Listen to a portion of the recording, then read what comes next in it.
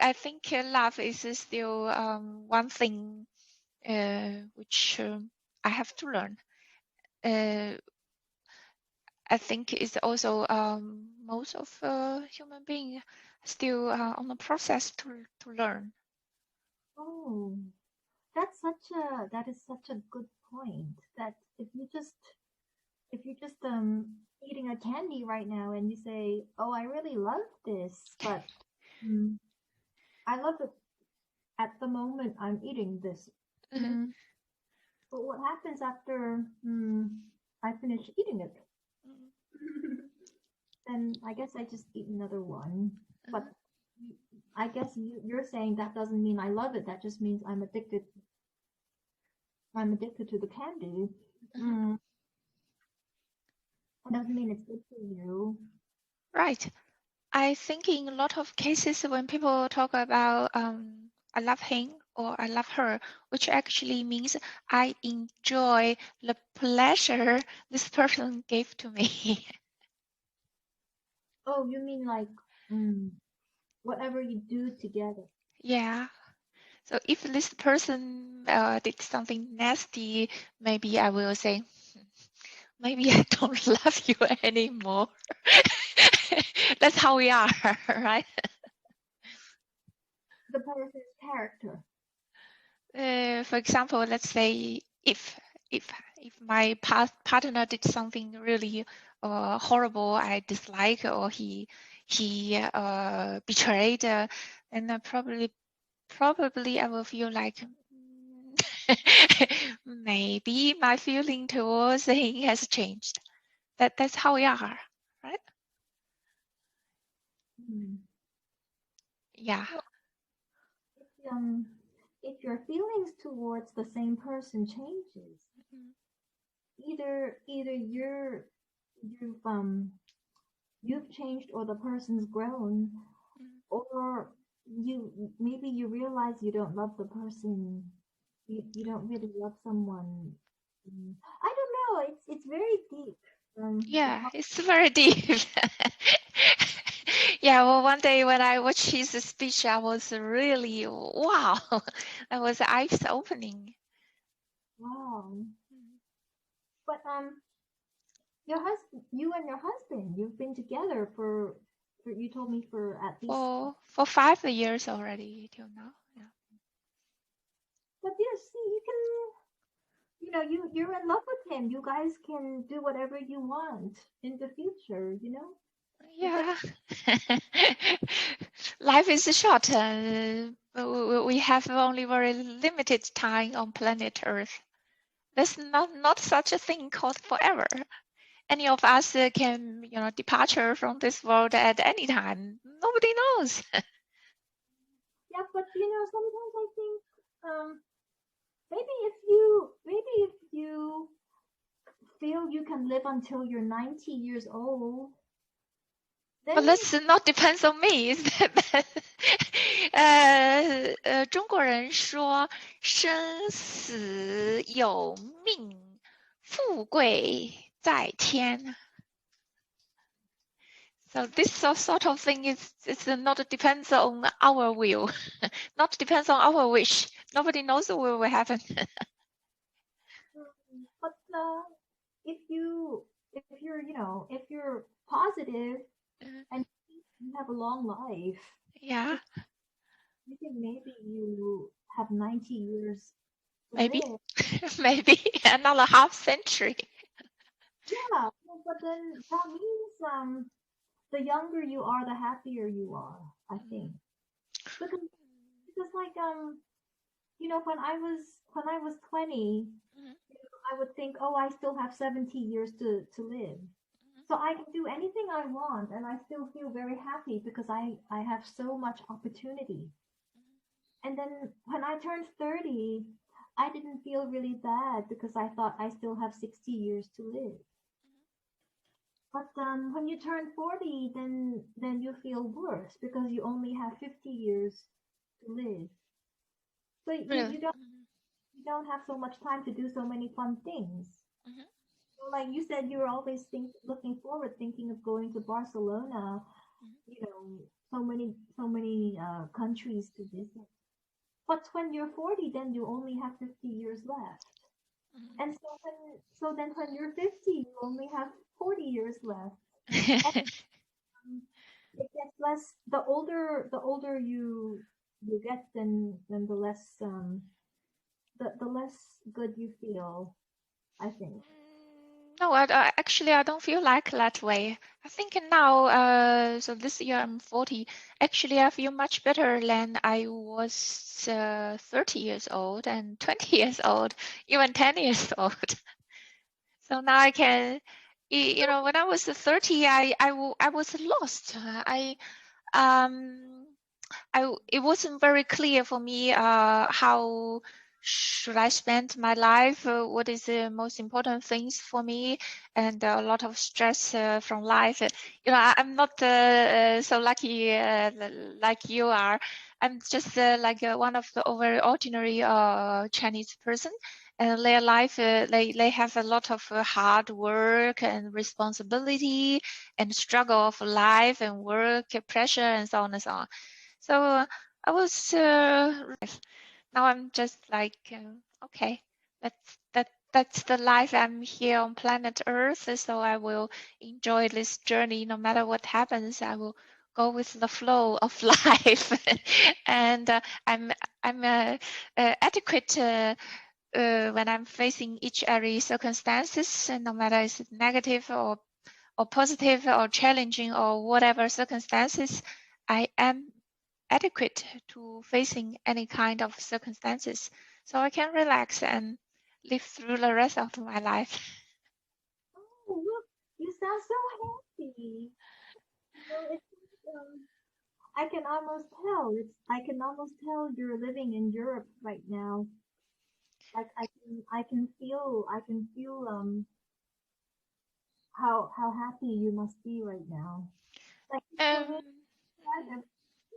It's here where you are you know with your life. um, actually, might be a bit different from what you can imagine. Um, I was born in 1980. 1980 in rural area of China, the living condition was almost like today in North Korea. It, can you imagine that for whole years we rarely have any luxury like Apple. In 1960 and 70 in China we didn't have anything, nothing, completely nothing. And then you have to go through the journey to make life out of completely nothing. Not only nothing, there's a lot of misery around, a lot of negative things you have to overcome in order to make a life and make a living for yourself. And I went through all these things. And when I arrived in Germany, I also Wow. It's so interesting what you said because I'm actually born the same year as you. I was born in 1980, but and I feel like I kind of understand you because like you live abroad now. You live in Europe. Your husband is German, and I'm also like I was born in Hong Kong same year, but I'm also like a little more open minded like you. But I also struggled a lot when I was younger, like when I was in my 20s and 30s. When I was 27 or 28, um, I suddenly felt like I don't know. I think some people or somebody like hacked into my computer or something, and um, I lost some knowledge. Like I went through parts of my 20s and 30s, feeling like I didn't know much compared to everybody else. Like I also struggled the way you did because um, I don't understand so many things. I don't understand as many things as other people do. Mhm. Like when you were talking to me about like people having surgery or different issues, nobody explained those things to me. Mhm. So for many things, other everybody understands, but I have I have no understanding. I have Mhm. no explanation. So I often just go through life not really understanding many things, Mhm. and that's actually very hard. Mhm. You understand less than everybody else. Mhm. So it's also pretty tough for me. Mhm. Um, and in 1980, I was born in Hong Kong, but I guess I was luckier because I don't know. I think well, my mom is very Chinese. Okay, she speaks a lot of Chinese. She's a very Chinese person, but my dad is um my dad is like a pretty Western guy. Like he speaks with a perfect British accent because he grew up in London, Mhm. and then he spent a lot of time in the United States. Um, and then I guess I moved to the United States very early on in life, and because because my school when I was a really little kid in Asia was not a Chinese school. I never grew up speaking any Chinese. We only spoke English even in school in Hong Kong. And then I had like a pretty British dad. So when I like went to high school, boarding school, in the United States, like straight away, I felt so comfortable in the United States. I felt like I was just living in the same country I was living in all my life because I Mhm. was speaking in the same accent as all the other American kids. So I didn't have a different accent. Um, and I guess my style of thinking, the way I behave is pretty American style. I'm pretty open like you, like you're married to a German guy. So I guess yeah, so that's how I was really lucky. I guess it's just the way I am. I feel most comfortable in the United States, which is where my citizenship is. Mhm. So I really like, just spending a little time here, a little time there, Mhm. just visit, I have family in New York, so yeah, I just do whatever I feel like. Um, yeah, I had no, yeah, I was pretty lucky, I guess. Maybe I don't know if it's like the way I speak. I mean, like not having an accent. I mean, a lot of people don't speak with an accent. I don't know. I could never explain to people how I feel so easy communicating in the United States. But then I feel pretty easy communicating even when I'm traveling in Europe, Mhm. and I really like traveling to London. Um, I don't know. I'm not sure. I can't really explain how I feel so comfortable when I communicate with people.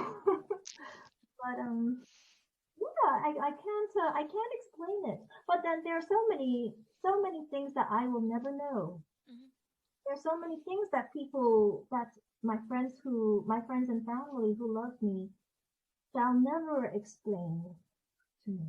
Mhm. There are things that people will never explain to me. Mhm. So, I mean, there are many things I cannot explain on why I do, why I do certain things. But then there are many things that all the people who love me will never tell me. Mhm. So yeah, I don't know. I don't know. No. Yeah, that's life. I think people all have some struggle, but different kind of struggle. No. Yeah, struggle with not knowing, I don't know, not having understanding. Mhm, It's bad, and then, now I'm like 40, so I start worrying about, well, I know so little, so, all my life I look very nice, but, maybe, by the time I'm 50, I don't look so nice. But, I still know as little as I do now. So mhm.